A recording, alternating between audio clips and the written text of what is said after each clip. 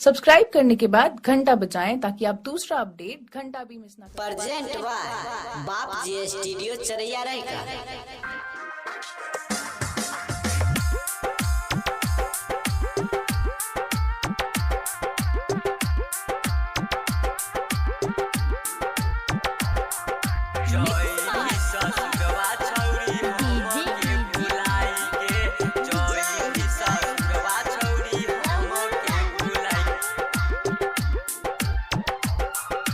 जई भी ससुरवा छौरी हम के भुलाई के हे गे।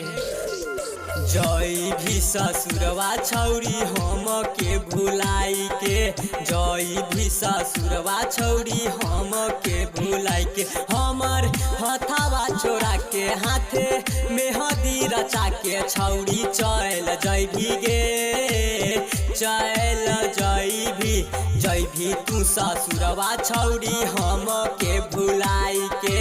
जैभी ससुरवा छौरी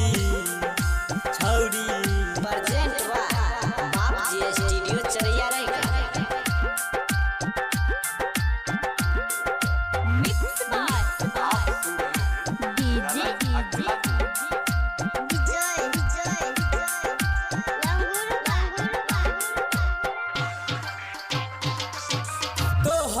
चलते मारी जे खलिए बापी तो हर भाई से, जिए मारे के खैली के क्रिया सातो जन्म अपना साथी के। जाई छी तू दिलवा तोरी के, जाई छी तू दिलवा तोरी के दोसरा के साथ गे। जाई छी ससुराल छौरी हम के भुलाई के, जैभी ससुराल छौरी हम के भुलाई के। हमर हाथावा छोड़ा के हाथे मेहदी रचा के छौरी चल जैभी गे, चल जैभी। जाई छी ससुराल छौरी हम के भुलाई के, जाई छी ससुराल छौरी।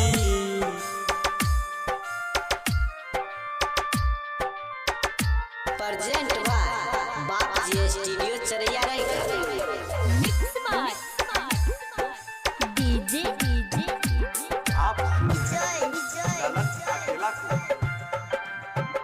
हाँ लालनिया केला मरी जैतौगे, शादी दीना डेट गे। रहो तना भरोसा गे छौरी, नहीं देखबै ऐसन डेट गे। राइटर मना चुन कहे रहे जय पावन कहे रहे, नहीं करी है कबूल बरे। जाई छी ससुराल छौरी हम के भुलाई के, जैभी ससुराल छौरी हम के रुलाई के।